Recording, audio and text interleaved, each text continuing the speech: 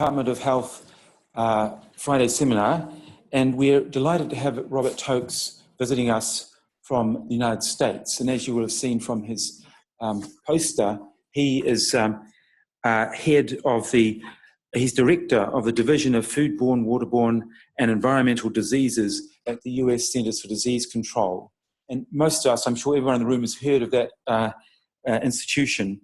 And he's been brought to New Zealand by the New Zealand Food Safety Science and Research Centre as their inaugural international fellow. So Robert is, I think of him as one of the world's foremost disease detectives, and he's going to tell us a little bit about his work and perhaps even some reflections on New Zealand. Over to Robert.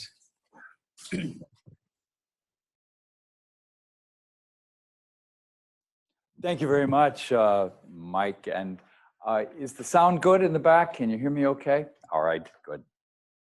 I'm delighted to be here. It's a pleasure. It's an honor to be here and to meet with academic and research groups and with the general public around the country. It's been a really fascinating experience and a chance to catch up with old friends and start new friendships as well. I'm going to be, well, let's see.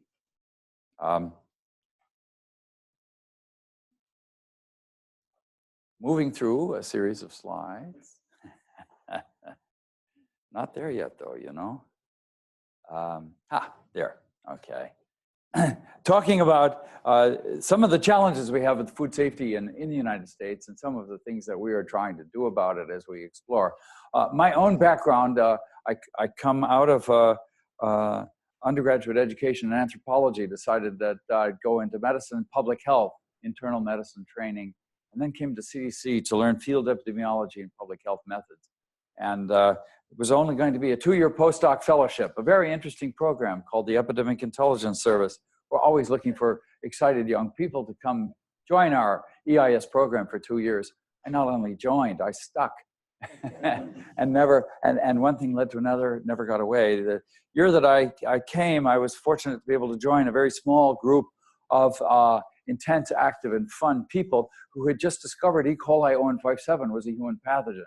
And there were a lot of questions. There was a lot to do, and there was exciting stuff to jump in with, and that and other problems that emerged regularly about every year, every other year. New challenges arose. So we've tried to estimate what's the burden of foodborne disease in the United States, the health burden. We've estimated that 1 in 6, about 48 million people, become ill enough to miss a day of school or miss a day of work at least. In the US every year, 128,000 hospitalized, 3,000 die. Out of that, also our local health departments, equivalent of district here, equivalent of council here, and the district or state health departments are busy with foodborne outbreaks. About 800 are investigated and reported to us each year. We also get very involved when the outbreaks cross state lines and become multi-state to help coordinate and lead those investigations. To give you a feel, I think Americans are either more stoic or cheap, or medical care is more expensive. I don't think they're quite as likely to seek medical care. That may be part of why the numbers we see are a bit lower than New Zealand, but I think also there are real differences in the incidence.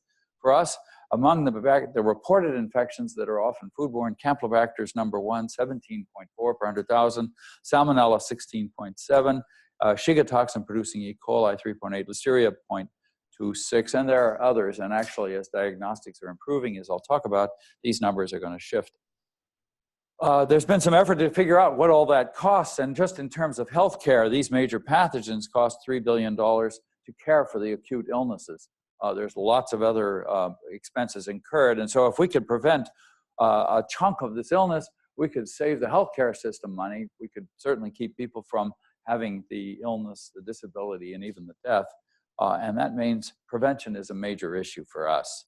To do that, our collaborations are with many partners because CDC has no investigative authority, has no regulatory authority. We're not regulators at CDC. We investigate, we share that information, we try to get things to move based on that.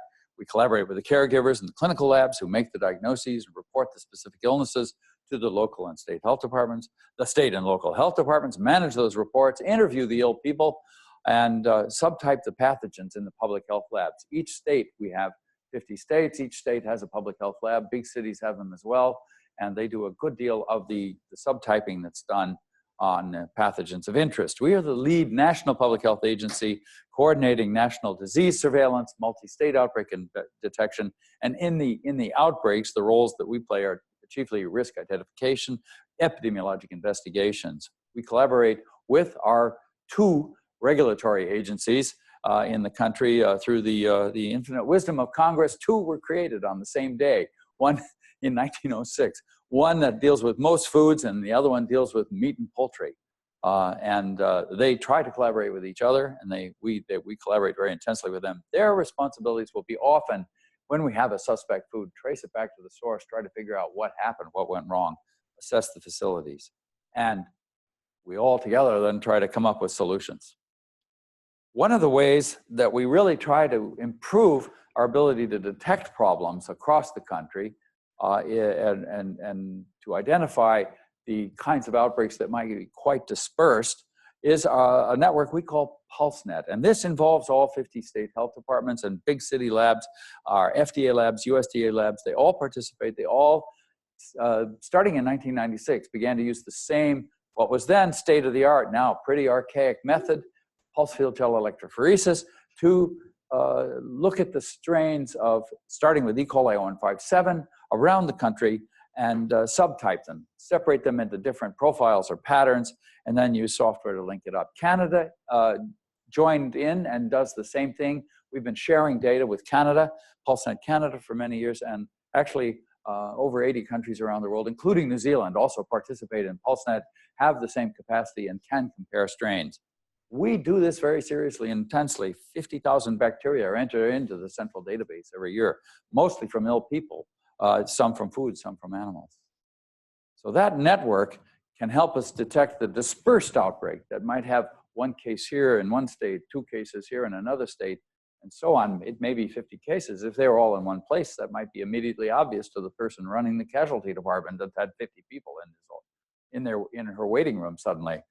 But if they're spread around the whole country, we wouldn't find them unless we were doing this. It can help us stop an ongoing hazard, identify food gaps early in the food production chain by investigating backwards to see where did the point of contamination occur before the food was distributed around the country, and drive improvements in prevention. Detecting it as a signal noise problem, and we have this network that operates now, makes the subtyping data available to all the participants. It has not been publicly open, though that's changing now, interviewing the patients and doing the detailed follow-up. We started with E. coli 157. We then included Salmonella, Estek, Shigella, and Campylobacter, and others. An example of why this is important. Here's the state of Minnesota, one of the, in the far north, up all next to the Canadian border. And Minnesota has been sort of a leader in many things. And you give them a new idea and they try it out and run with it. So here is, they looked back the year before we started. They looked at all their E. coli 157. Minnesota has a population of about 5 million.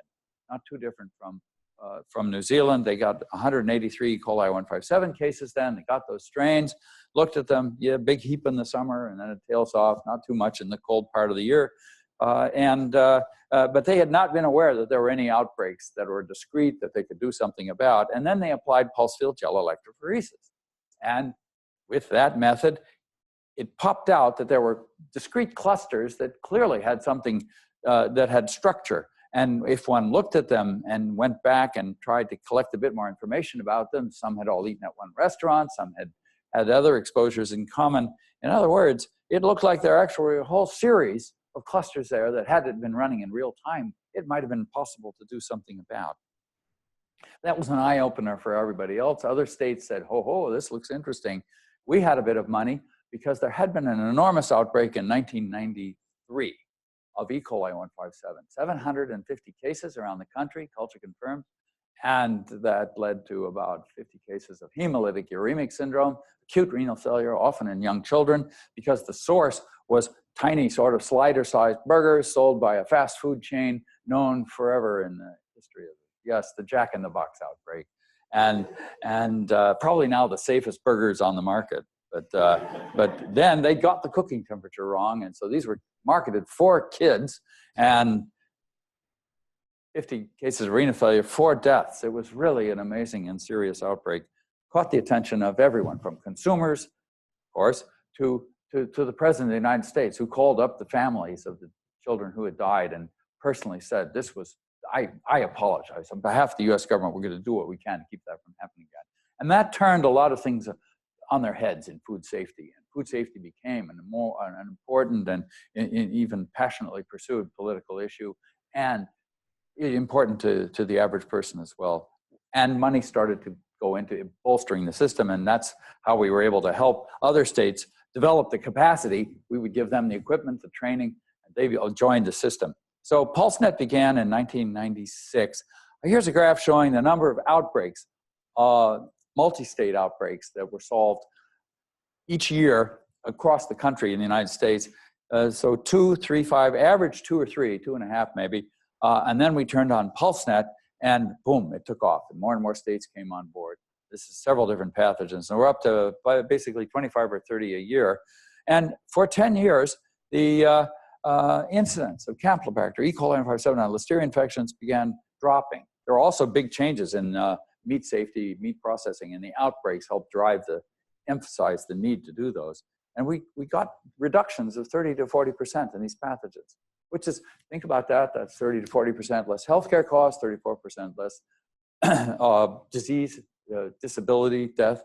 These are major achievements, I think. And looking at it state by state, as this thing turned on, we estimated that a significant number of illnesses were prevented, $500 million just in the healthcare costs were saved, and that the investment, the return on investment, was easy to talk about in economic terms. Then it sort of leveled off, and we didn't get too many more declines and things. We stopped getting declines. We still had lots of outbreaks, and we decided, you know, we're going to need to think about upping our game. Now, in that period, the number of different outbreaks touching a number of different parts of our food supply was large, and we identified problems, worked with each individual industry and group that regulated them to say what can be done. And as a result, a lot of things have changed. There's been major new regulations affecting the safety of eggs, of meat, poultry, of produce now finally, and a number of other products. Peanut butter is now reliably safe after 4 outbreaks of salmonella, large ones, unpleasant ones, things that we really hadn't suspected. So there's been a good deal of progress. But as I say, our progress flatlined, and we just didn't have a continuing sense of progress. So we were thinking we needed to do more. This is showing you that flat line. Here's a graph that we have a rather carefully engineered surveillance system that identifies all the diagnosed cases, whether they're required to be reported or not in that particular jurisdiction. And the anchor point is 96 to 98, and anything that goes up is a relative increase. Anything goes down is a relative decrease. The next line down after below 1 is 0.5, and that would be a 50% decrease. So you can see a number of these declined rather sharply, some sooner than others. Campylobacter went down pretty much right away. That's this line.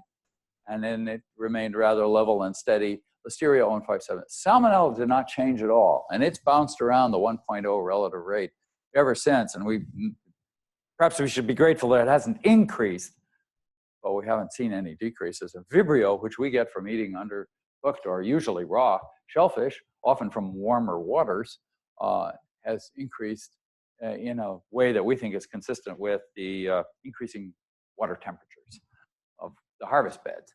And probably we should not be harvesting quite so much shellfish from very warm water, because but people like their shellfish in the summer, in the warm summer, as well as in the winter. So we said we want to change things up. Now, when we determine that the food is the source of an outbreak, we combine evidence from 3 kinds of investigative tracks. One is the epidemiologic, the association between the illness and exposure.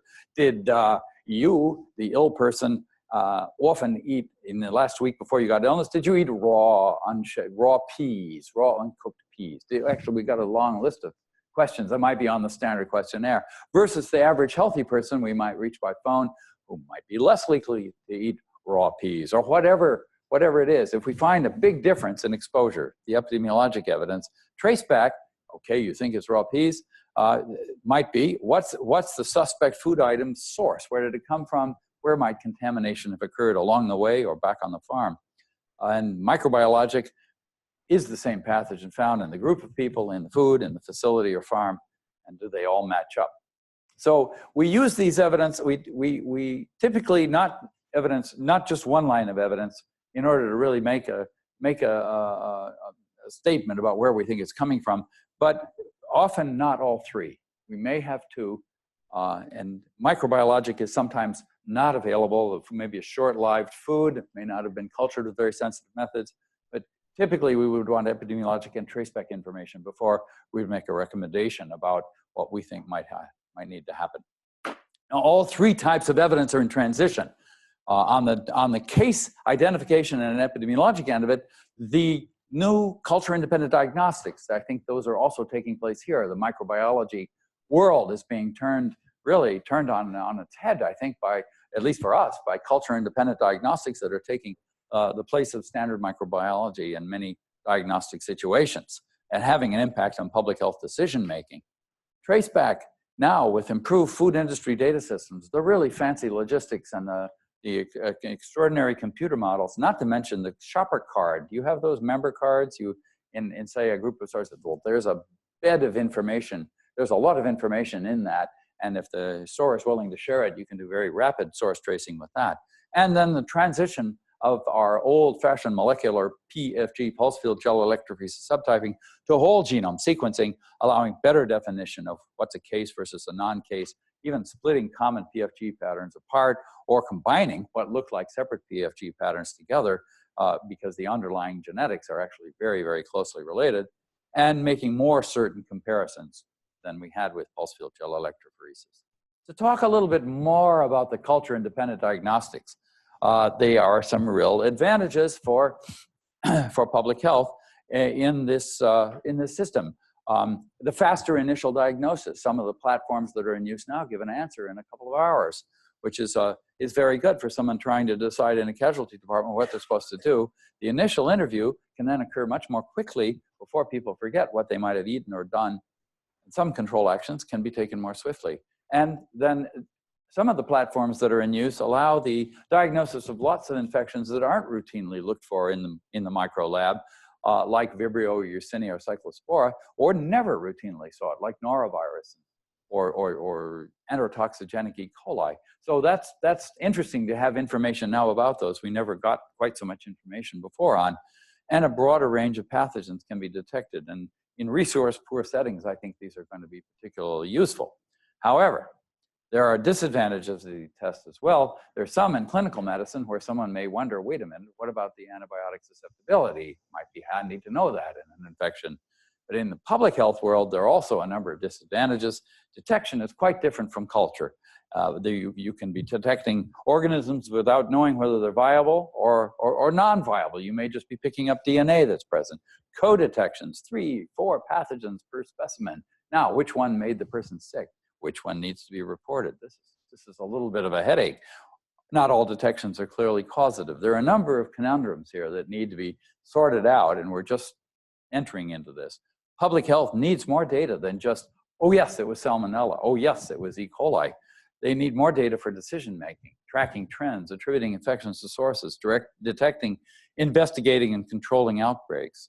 And we depend, therefore, on that lab or some lab doing what we call the reflex culture. You get a signal, you get salmonella. All right, let's see if you can get salmonella out of the original specimen, because we really need to have that organism at this point.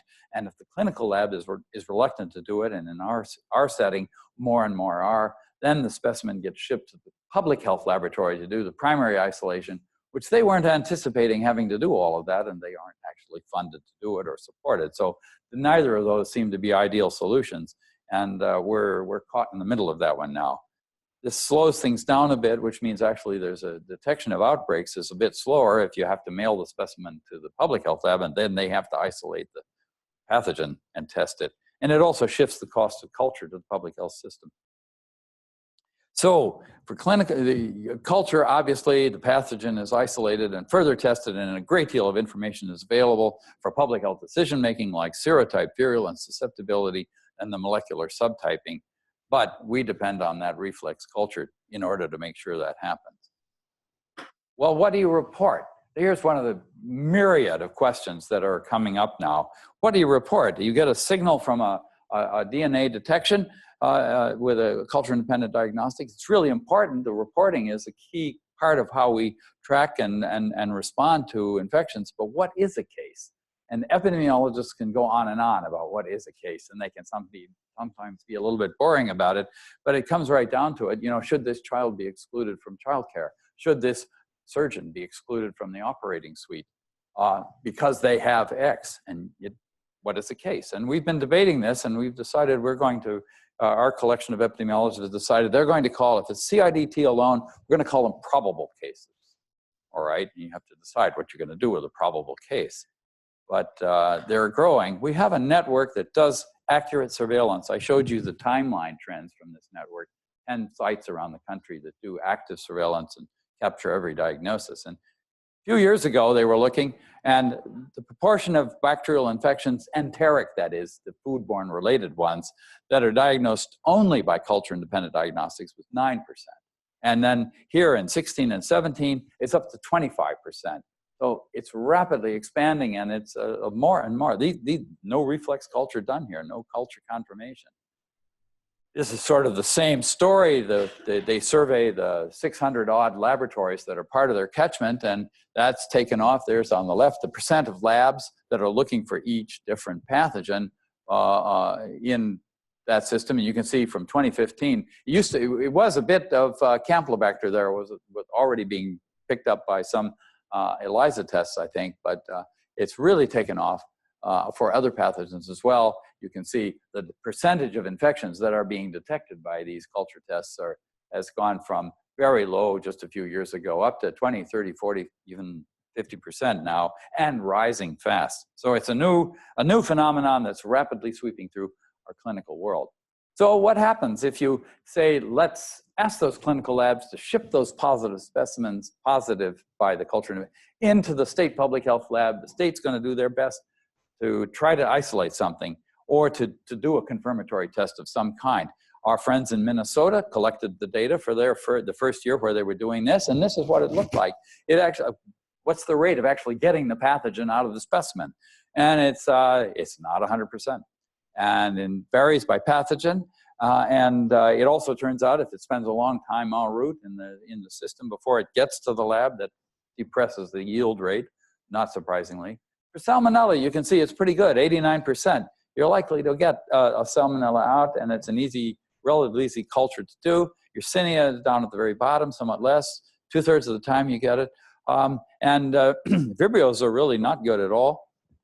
And it varies, and it's a good deal of work involved. And so states are having to decide. Now, what about those others that don't confirm by culture? And there are a significant number of those. What are we going to do with them? And how are we going to, with this discontinuity in the system, how are we going to adjust our notion of trends? Is it going up? Is it going down? The new tests may be more sensitive at picking up the DNA of a particular pathogen. The new tests may be so attractive in the clinical system that doctors are ordering them left and right on patients that wouldn't necessarily have had a bacteriological culture ordered. So the pattern of testing may be changing, and the likelihood that a test will pick up something that the doctor may never even have heard of, like Cyclospora, is there. And so we're seeing interesting things, and that means we have to be thinking about what's the clinical practice going on. And part of our surveillance now is not just what's being diagnosed, but what's being ordered. How is clinical practice changing? And we have to be watching the clinical and laboratory practices. Here's just a few sketches of what it looks like and how we've been thinking about this. This are Aztec, Shiga toxin producing E. coli. The very dark blue along the bottom, that's culture only. They are diagnosed by culture only. The big block of lighter blue, culture and CIDT positive. So CIDT test positive, then positive culture confirmed. And that trend is going up. That's okay. And then on top of that, a rim that are CIDT positive, but culture negative, not confirmed. Bigger number of those every year. Not sure how we can. At the very top, CIDT positive only. You pick any of those trends, basically, and you can see an increase, which is probably because they're doing more testing. And we don't think it's actually increasing in reality. We do think detection diagnosis is increasing. Well, here's Campylobacter. All right, this one's a headache, I think. How do we interpret that? If we look at the cultures, which is what we like to do, let's count cultures. Hooray, the Campylobacter control program is working beautifully. Hats off, congratulations, everybody. But if we look at, if we throw in the culture-independent diagnosis ones and culture positive, it's a little bit, it's basically a horizontal line. We throw in a bit more of the other categories and we can see an increase. And depending on what we decide to count, we can have a decrease or an increase. And truth may well be that it hasn't changed at all. And then this is Yersinia, something that for us is extremely rare. We hardly ever see it. Labs routinely do not look for it, and that hasn't changed. The baseline culture rate has changed, but you throw in culture independent, and all of a sudden, there's a lot of Yersinia being detected, and a lot of people who are confused and don't know what it means, and when they try to culture it, they don't find it. And what is all this? So we either do or do not have a rapidly increasing Yersinia problem, but we do have a rapidly increasing Yersinia question. So, okay, with that, that's culture-independent diagnostics, at least a sketch. Now we have DNA and subtyping, and this is, as I'm sure many are aware, there's also a great deal of progress. All sorts of things are becoming possible as the cost and speed of DNA sequencing has improved, interpretation becoming faster and more automated, and that the DNA of a typical bacteria, say Listeria, about 3 million base pairs, that's 1,800 pages of a really dense textbook. And that this actually does give us probably greater precision than PFGE methods. What happens if we use this new technology to update what we're doing in PulseNet? That's the question for us. And we decided to try this on Listeria, a rare but serious pathogen for us. We get about 800 a year, culture confirmed, and we'd already been getting the isolates sent into CDC in order to serotype them. So we said, well, we could do the whole genome sequencing. Our colleagues at the FDA and the US Department of Agriculture were already thinking about and doing some whole genome sequencing. So they're on board, whole genome sequencing, all stored in a giant set of servers over at our National Institute of Health. Data platform upgraded, centralized data analysis, and we were off and running. Let's try this for 3 years. The state health departments were interviewing all the listeriosis cases with a standard questionnaire. So let's see what we can find. And when we found a cluster of cases that were closely related by whole genome sequencing, then we could use what do those questionnaires reveal compared to the questionnaires of all the other people with listeria.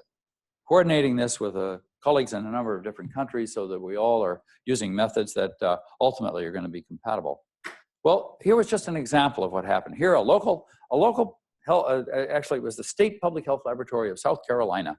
They decided we want to go out and test our methods, our abilities. We've just had a course, how do you culture food? Let's look at a bunch of foods. Let's look at foods that might have listeria and let's choose some ones that don't. One of the ones they thought would not have listeria was ice cream. And they went and picked up some ice cream of different sorts and they found listeria. Oh, surprise.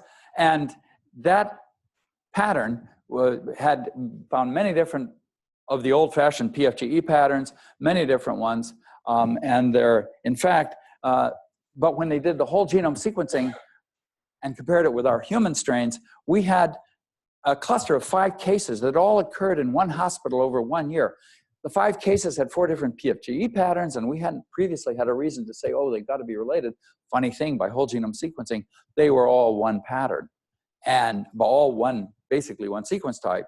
And it matched what was some of what was in the ice cream. And all of them had ice cream because this Bluebell, which is a very popular brand in the South of the United States, they had been testing out a new idea, a new product, and had produced this new product and had sent it to that very hospital for a trial run for 1 year. And it was this idea of let's have a scoop of ice cream, already wrapped up, sealed, and you just, there is your scoop of ice cream for somebody who's just coming out of surgery and can't eat anything but ice cream. Right? Well, problemo. And they came from one factory in Texas. The same strain was found there on the Scoops production line. All the product from that line was recalled. The hospital staff were worried. The infectious disease group of the staff said, ice cream? We didn't know ice cream could do this. This is bad.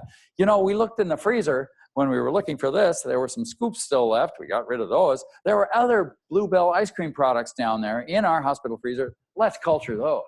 And lo and behold, they all had listeria too. And that stuff was standard products like vanilla, strawberry, chocolate, and that was actually from a different factory and it had actually been shared all around the country. There was nothing experimental about this. Made it and matched 5 patients in 3 states that had occurred over the preceding 5 years, and it was in the second factory, and all of the sequences matched up. And it turns out that in fact that other second factory, the FDA got 2,000 samples of the ice cream and started culturing them, looking to see how many had listeria in them, and they found 5 that did not. And the other 1,995 samples of ice cream had listeria in it. Very low levels in general, but once in a while higher. We had a totally unsuspected problem here from a big factory. Took a big, this was a big deal. Whole genome sequencing linked it all up, gave us confidence we had this. And essentially the 2 ice cream factories were shut down and extensive cleanup happened. But that's one cluster was 1 year in 1 hospital. The other cluster was 5 years in 3 states. And the company halted all production, including even a 3rd factory that they closed down because they said, this is not good. We need to be sure. And new implant monitoring and so forth. And they've not had a problem since. Other ice cream factories have also been looking hard and finding problems. So in a word, we thought it was useful. And in the 3 years, and this is the baseline year and then the 3 years, the number of outbreaks found and solved increased, and actually the size of the outbreaks decreased. So finding more outbreaks, finding them when they're smaller, we decided this was pretty successful for listeria, likely to be successful for other pathogens as well. Let's equip every state. And with a bit of extra money that came to us because of the concern over antimicrobial resistance and better monitoring of that, we were able to put a sequencer in every state health department and start training and certifying them. And we are about ready to go live now in January with a system that allows us to do E. coli, listeria, and salmonella. And we will be finding more clusters and finding them when they're smaller. And because that's going to mean a tremendous amount of investigation is going to happen. We've also been exploring setting up each little colored dot on a state as what we call team diarrhea, investigative team powered by public health students often, or other students who come to work at the health department and help do the interviews and make these things, make the investigations happen. So we're getting prepared. We're already finding, some are already up and running, and we're finding more outbreaks in clusters. So it's been a challenge to implement, getting this volume of sequence data all in one place and having it in open access storage at the National Center for Bioinformatic Information, where you can go look at it. You can examine the information there. It's publicly available with a very limited amount of metadata that might identify a patient or a food or an animal. But it's a great volume of information there. We put 25,000 sequences up there this year. And agreeing on the standards for sequence quality across all the agency, including the parallel network for food labs that the FDA set up. We've got that worked out. The calculation engine we've developed to process the data, predict serotype virulence and resistance features from the sequence, and then adopting our network platform that's called Bionumerics to a new version that handles all of the sequence data and can manipulate it and allow the states to use the calculation engine, analyze, visualize this information without having a PhD in bioinformatics, because bioinformaticians they're key, they're important, and they're really expensive for us. And so we want microbiologists to be able to use this, and that's why we're using Bionumerics. Training and certifying all the staff, and now applying in investigations. Now, it's not going to stay still, because we've got that culture-independent diagnostic thing nibbling at us. And besides, whole genome sequencing at this point can take a week or more. It's not, at the beginning, the turnaround time is not as good as PFGE, and especially if we have to do ship the specimen and then do the primary culture at the public health lab. So it's taking time. We need something faster, and the culture-independent diagnostic test problem is going to get more and more pervasive. We think we need more advanced molecular tools that could be used directly on clinical specimens to identify species, and that's already available. That's what the culture-independent diagnostics are all about, but also predicting serotype, subtype virulence, subtype, and virulence and antibiotic resistance. And give us a report that is in hours rather than days. And that's sort of the vision of where we're going. Some of you may have seen something like this. It's called the tricorder in Star Trek. But you know, rather than wait to deep in the 21st century, I think we've got to get working on it now. And I think public health and food science and other groups are going to need these tools sooner rather than later. We've started some exploratory work amplifying around key gene targets like the Shiga toxin coding phage genes that are in the STEC, or and that's going to be where we're starting first. And I think there's also work here in New Zealand beginning to look at this. Metagenomic approaches based on long read sequencing, or even the holy grail of being able to pluck out a single bacterial cell and do a sequence off a single cell. So we are eager to have an international surveillance network and to be part of it. We have that now with PulseNet. Now a number of countries are moving their detection apparatus and their public health surveillance labs to whole genome sequencing. Public Health Agency of Canada, Public Health England, a number of European countries are there. I know that New Zealand is moving in this direction as well.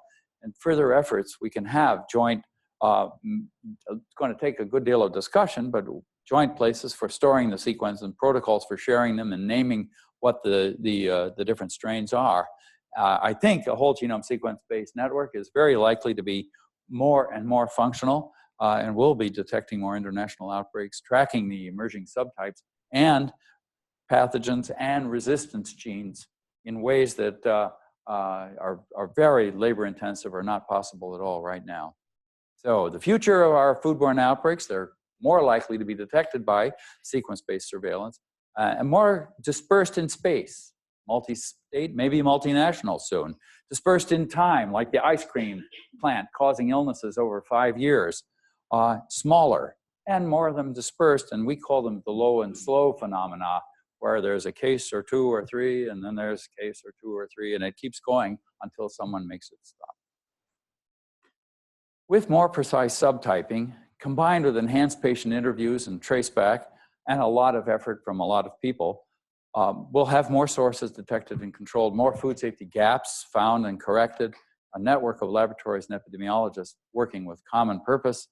And we think this whole genome sequence-based surveillance is an evolutionary step forward. It's not the final answer, it's the next step. And that public health ultimately will need culture-independent tools for the information that's needed. The collaborative partnerships that are really important within New Zealand are, I think, just as critical in the United States and across the borders to detect and investigate multi-jurisdiction cross-border events, focus on improved control measures, and ultimately provide less work for the clinical community by reducing the foodborne infections and improving the confidence in the safety of the food supply. So thank you very much. Ngā mihi. Time for some questions.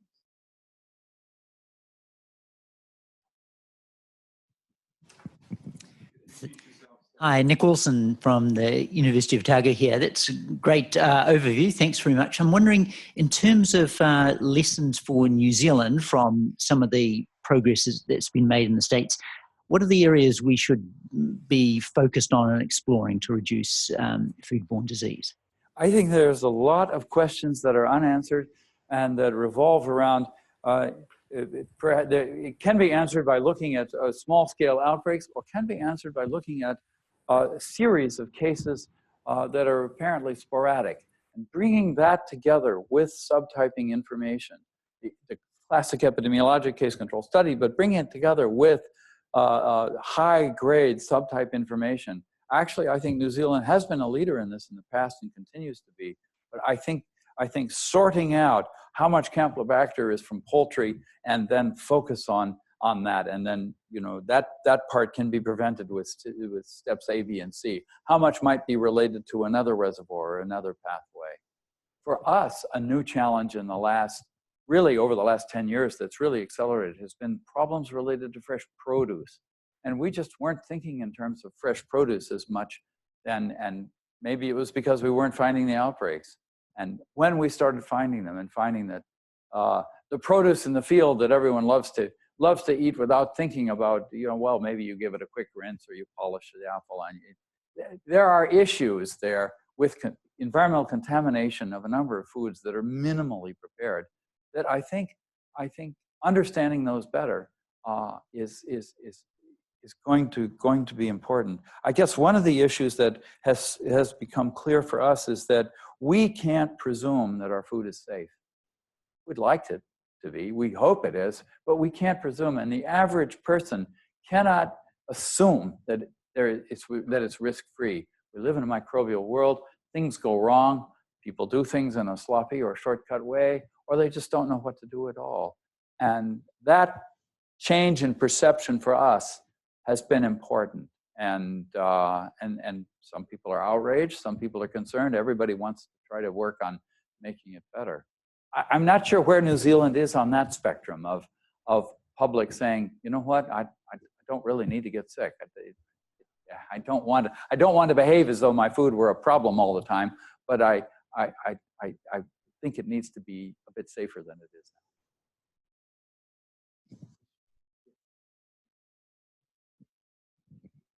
Yeah, hi, Rob. Roger Cook, MPI, New Zealand Food Safety. Just a few comments to begin with. Aotearoa, PulseNet Aotearoa New Zealand has been around since 2002, run by ESR, still is, and are changing to whole genome sequencing. PFG has been just fantastic for us. One, we have to have it for market access with the US for our beef supplies, and it has enabled us to certainly not identify any outbreaks, but certainly identify that New Zealand wasn't involved, or New Zealand strains weren't involved in issues in the US and in other countries. So it's not just the outbreak side that's the problem, it's actually the giving us some assurances side, which has been fantastic. And we've used it here in New Zealand. We had a big 3 deaths in Bay Cuisine with RTE Meats a few years ago, and PulseNet and PFG actually formed the links right through and right back through up to an overseas country from where we source the raw meat from. So totally agree with you. It's the way to go, and it's certainly the way we're going. In terms of the culture-independent diagnosis, so we're using that for STEC now for, again, US market access. We send our samples across to the US, or our DNA across to the US, and within 2 days we have a culture-independent confirmation of a toxigenic or non-toxigenic STEC in our product. And that is fantastic. It takes 70 different genes are looked at, and the combination of those tells us whether they would have been in the same organism. And that gets over the issue. So we have some techniques that we're using that are perhaps going to sort out some of that confusion we have. My question of you is, in terms of culture independent, is the US looking at the normal carriage of foodborne pathogens, or any pathogen for that matter, in asymptomatic, perfectly healthy, normal human beings? Because when we start looking at samples, at human case samples, we could be detecting DNA from pathogens that are there just quietly sitting, not doing anything, but they pop up in a human case screen. And we certainly saw that in Canterbury a few years ago, where the Yersiniosis cases jumped out and were reported by ESR in their national reporting study, or their reports. And we found that what had happened down there is that the doctors were just testing all fecal samples for Yersinia. And lo and behold, so these weren't cases of Yersiniosis, that was just all, and lo and behold, the detection of Yersinia just shot up. And I would guess that wasn't molecular, that was culture. So you can imagine now what would happen under a molecular system. So is the US looking at that? Thank you for that. We have not done a systematic study. We are framing up these questions and trying to see who can help answer them. And that is a peach of a question. When we use this, how many of us are walking around with the DNA of dead organisms that, you know, we never were living within us, but maybe we consumed, or they were just transient and essentially harmless passers-by that weren't making us. We don't know. And we have done studies in the past where we tried to get healthy people to donate stool for science. And you know, I think sometimes it's easier to get a brain biopsy It's a challenging study, but it's one that needs to be done. I would agree, yeah. A question about raw milk from somebody away from here. New Zealand has had a big growth in raw milk dairy outlets and consumption. What is the USA view on raw milk? Well, the CDC view is that raw milk, for all the virtues that may be cited, is inherently hazardous and cannot be guaranteed safe unless it's treated in some way.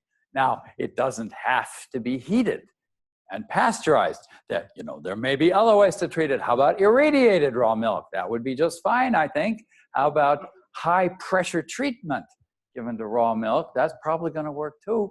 But untreated raw milk, we find is sort of unsafe at any speed inherently.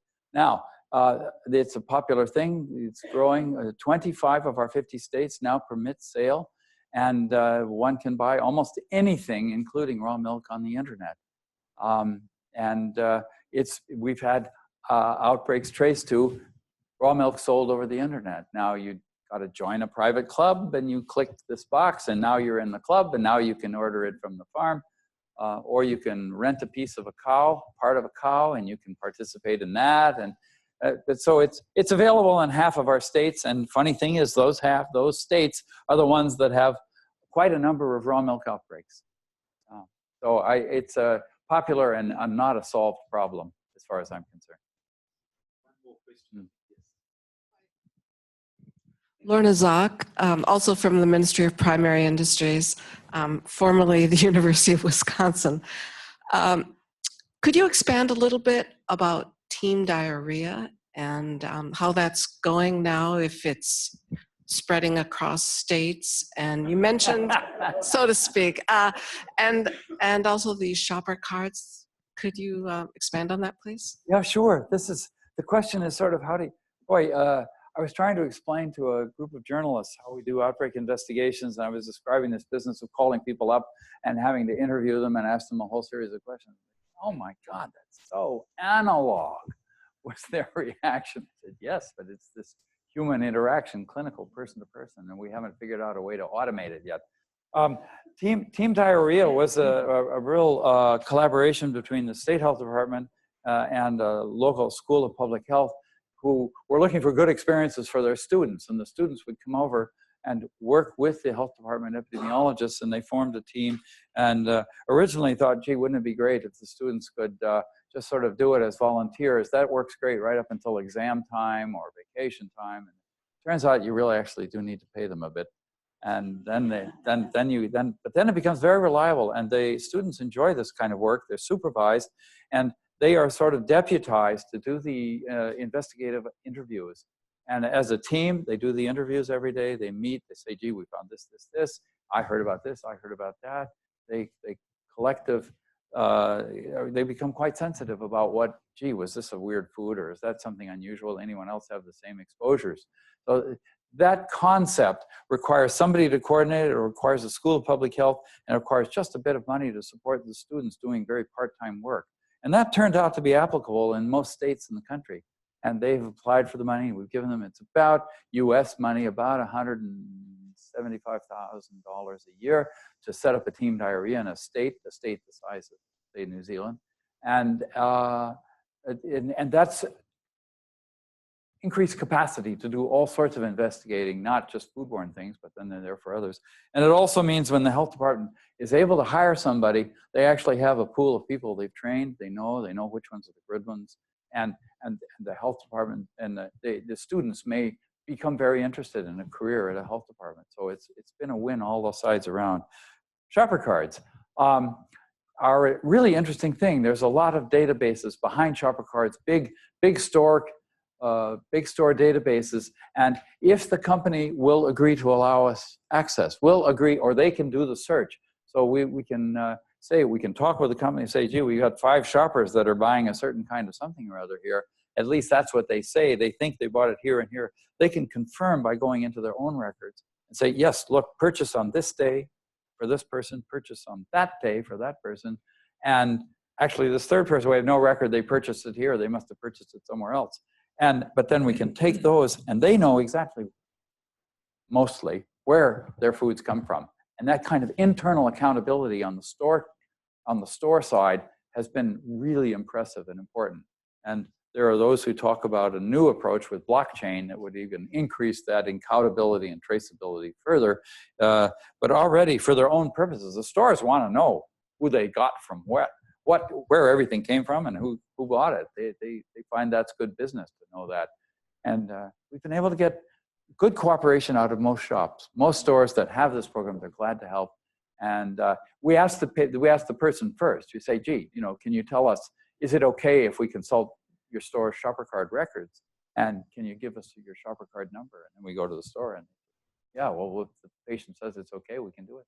It's been a real innovative and helpful way of rapidly doing traceback. You may not think about that when you use your shopper card, but you're generating a paper trail, an electronic trail. Yeah. Yes, so I'm sorry we don't have more time with Robert, because I was fortunate to hear one of his public lectures last night, and that was a lot more about just the breadth of outbreak investigations in the US. And they do have some remarkable ones, and some that are really quite entertaining, I guess, in hindsight, and quite bizarre. So I'm just sorry we don't have a lot more time with him here. I really want to thank Robert for two things in particular. Firstly, this tour de force of current advances in outbreak investigation. And as you can see, it's a science, or an area of applied science that's constantly evolving and using the best methods available, and always, I guess, trade-offs between a whole lot of different, quite complex requirements. And so I think that really was a remarkable summary. And the other thing I really want to thank Robert for is his huge generosity. I think he really personifies the ethics and vision of CDC, who do help out globally and helping to supplement also the limited resources of the World Health Organization. And Robert, I know, has taken a big interest in foodborne events across the globe, and known him for 20 years. And if there's anything unusual in New Zealand, you'll get an email from Robert wanting to know more about what's happening. And I don't know if he has it, if you could track all 195 countries in the world with similar level of attention, you'd be a very busy man. Not quite. So thank you again for coming out and sharing your immense knowledge and wisdom. Oh, well, thank you very much, Michael. Thank you all for your